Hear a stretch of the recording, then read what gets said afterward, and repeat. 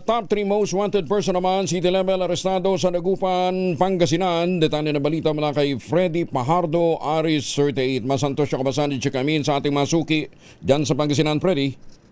Masantos siya kabosan, Kuyang Angel. Higit 2 taon ding nagtago sa batas ang top 3 most wanted person city level ng Dagupan City Police bago ito nasa kote alas 10:30 ng gabi sa Barangay Poblacion Oeste, Dagupan City. Ang suspek ay isang factory workers na binata na sostong gulang at residente ng Barangay Kalmay sa lungsod. Sa ulat ni Dagupan City OIC Police City Director Colonel Arnold Solomon, ang pagka-aresto sa suspek ay sa bisa ng warrant of arrest na pinalabas ng Regional Trial Court Dagupan City na may petsang October 9 taong 2023 sa kasong statutory rape with no bail bond recommended.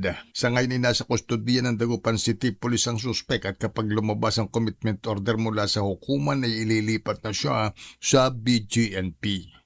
Mula sa Aksyon Radyo Pangasinan, ito si Freddy Pajardo, arrested nag-uulat para sa DCRH, una sa Pilipinas, una sa Pilipinas. Maraming salamat, Freddy.